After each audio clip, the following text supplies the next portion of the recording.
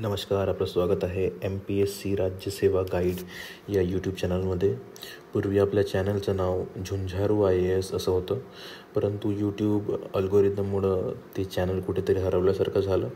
तर चॅनलचं नाव MPSC राज्यसेवा guide असे बदलवून हा एक नवीन प्रयत्न आहे. तर या व्हिडिओमध्ये जसं की टायटलवरूनच आपल्याला समजत आहे की आपण MPSC राज्यसेवा 2024मध्ये झालेल्या पेपर 1ला कशाप्रकारे आपण लॉजिक यूज करून, ट्रिक्स यूज करून आणि पेरिफेरल नॉलेज यूज करून सॉल्व करू शकतो. या पेपरमध्ये अनेक प्रश्न असे होते जे आपण आपल्या पेरिफेरल नॉलेजच्या बेसिसवर सॉल्व करू शकतो. आपण नेहमीच प्राधान्य आपल्या नॉलेजला दिलं पाहिजे आणि पेरिफेरल नॉलेज जे आहे ते आपण सेकंडरी ठेवलं पाहिजे. ट्रिक्स, टेक्निक्स, लॉजिक्स या सगळ्या गोष्टी आपण सेकंडरी ठेवल्या पाहिजे. तर मी असं कुठल्याही प्रकारचं सजेशन देणार नाही ज्यामध्ये तुम्हाला असं वाटेल की मी लॉजिक किंवा ट्रिक्स यावरच पेपर सॉल्व करा असं तुम्हाला सांगत आहे. जसं की मी इथे आधीच लिहिलेलं आहे, मोस्ट ऑफ द क्वेश्चन्स जे आहे इझी टू मॉडरेट लेवलवर होते. अनेकांनी ज्यांनी 2024चा राज्यसेवेचा पेपर दिलेला आहे त्यांना हा अनुभव आलेलाच असेल की क्वेश्चन्स इझी टू मॉडरेट याच लेवलवर होते. या क्वेश्चन पेपरमध्ये एलिमिनेशन मेथड काम करत होती, लॉजिकल ट्रिक्स या ठिकाणी काम करत होत्या आणि बेसिक नॉलेजच्या बेसिसवर जे आहे आपण करेक्ट आन्सरपर्यंत, जरी आपल्याला ते करेक्ट आन्सर एक्झॅक्टली माहीत नसेल तर आपण पेरिफेरल नॉलेज यूज करून जे आहे त्या आन्सरपर्यंत आपण पोहोचवू शकत होतो. तर चला आपण एक्झाम्पल्सच्या हिशोबाने समजून घेऊया. प्रत्येक व्हिडिओमध्ये मी 10 क्वेश्चन्स कवर करणार. तर स्टार्ट करूया. हा पेपर आहे आयोगाच्या वेबसाईटवरच आहे, 1 डिसेंबरला झालेला. फर्स्ट क्वेश्चन आपण बघूया, तिलक स्कूल ऑफ पॉलिटिक्स. तर हा क्वेश्चन जो आहे फॅक्च्युअल क्वेश्चन आहे. या क्वेश्चनमध्ये आपल्याला फॅक्ट माहिती असणं खूप आवश्यक आहे.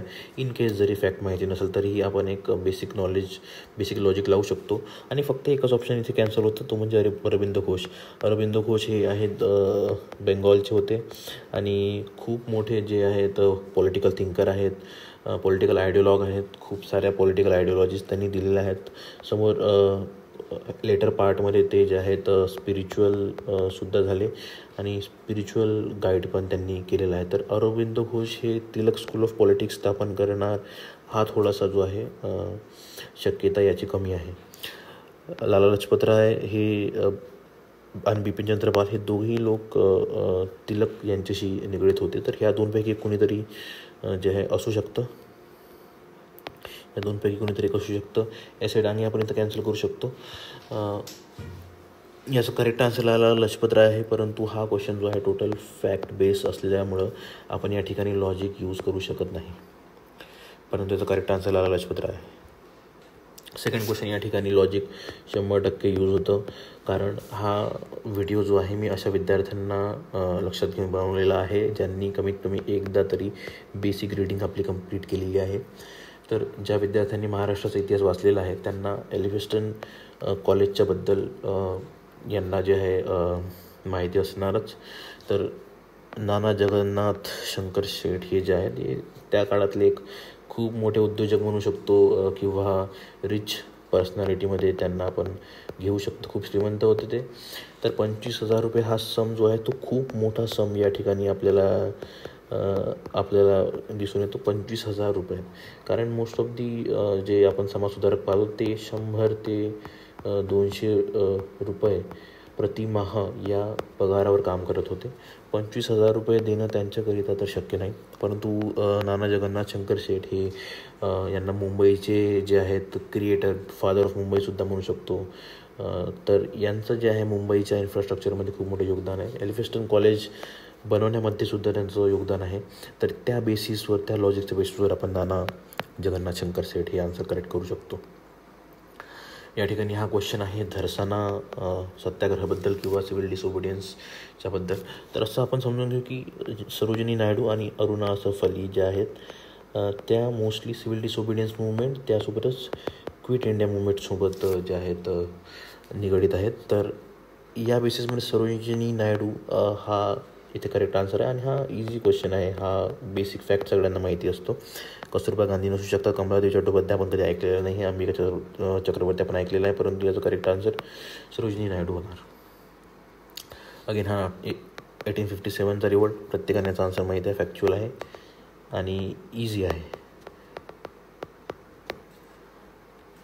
5th question. Warli painter Jivya Soma Mashe यांच्यावरती आहे. त्यांना खालीलपैकी कोणते पुरस्कार मिळालेले आहेत? तर national award for tribal arts हा मिळणं त्यांना खूप शक्य आहे, कारण वरली पेंटिंग जी आहे ही ट्रायबल पेंटिंग आहे आणि ती असताना आपण हा अवॉर्ड त्यांना मिळालेला असावा असं आपण गृहीत धरूया, कारण नॅशनल अवॉर्ड जो आहे एवढं मोठं योगदान वरली आर्ट फॉर्ममध्ये ज्यांनी केलं आहे त्यांना मिळणं खूप शक्य आहे, खूप पॉसिबिलिटी आहे, म्हणून आपण हा कन्सिडर करूया. तर डी 3 ऑप्शनमध्ये डी आहे. नंतर एक शिल्पगुरू हा जो अवॉर्ड आहे हा त्यांना 2002मध्ये मिळालेला होता. तर शिल्पगुरू मिळणं खूप प्रोबेबल आहे, खूप पॉसिबिलिटी आहे याची. शिल्पगुरूसुद्धा त्यांना मिळालेला होता. आपण एक ऑप्शन कॅन्सल करू शकतो, तो म्हणजे पद्मभूषण. पद्मभूषण हा 3rd हायेस्ट अवॉर्ड आहे. भारतरत्न, पद्मविभूषण आणि नंतर येतो पद्मभूषण. तर पद्मभूषण खूप मोजक्या लोकांना मिळतो. आपण त्या लॉजिकवरून जर आपण याला कॅन्सल करण्याचा विचार केला तर यामधले हे ऑप्शन्स कॅन्सल होतात आणि जे आपलं करेक्ट आन्सर 3rd निघून येतं. पद्मश्री त्यांना मिळालेला आहे. 6th question. सिमुका. हा क्वेश्चन फॅक्ट बेस्ड क्वेश्चन आहे. ज्याला फॅक्ट माहिती असणार त्याचा हा क्वेश्चन सॉल्व्ह होऊ शकतो. शुंगा डायनेस्टीची सुरुवात शिशुंगा यांनी केली होती. कण्व डायनेस्टीची सुरुवात वासुदेव कण्व यांनी केली होती. सातवाहन याचा करेक्ट आन्सर आहे. सिमुकानी सातवाहन डायनेस्टीची सुरुवात केली होती. 7th क्वेश्चन बघूया.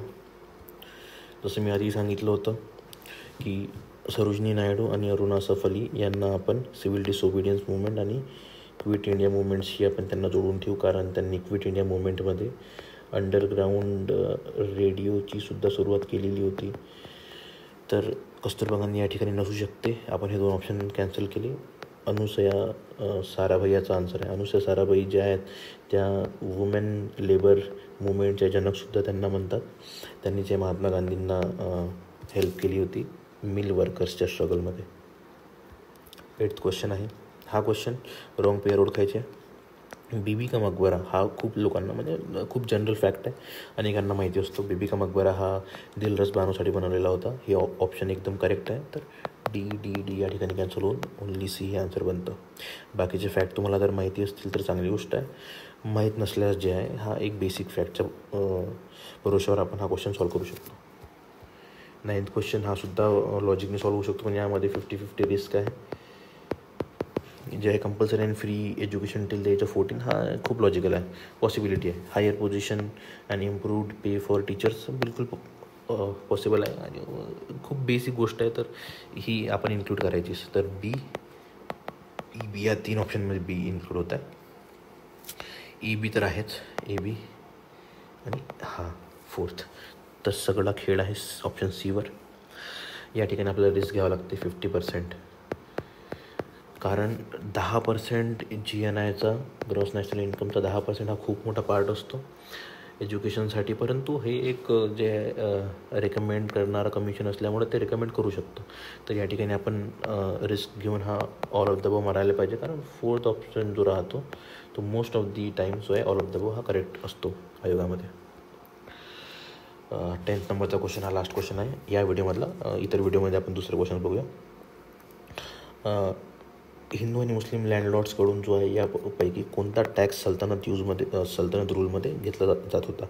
जिजे या ठिकाणी आपण कॅन्सल करू शकतो, कारण हा सगळ्या नॉन मुस्लिम्सला पे करायचा होता. जेवढे नॉन मुस्लिम्स आहेत त्या सगळ्यांना जिजिया टॅक्स पे करायचा होता, तर हा ऑप्शन कॅन्सल होतो, कारण पर्टिक्युलरली लँडलॉर्डबद्दल विचारला आहे. जकात जो आहे, जकात हा एक प्रकारचा टॅक्स आहे जो लँडलॉर्ड पे करत होते. हा एखाद्या प्रोड्यूसवर आपल्याला पे करावा लागतो.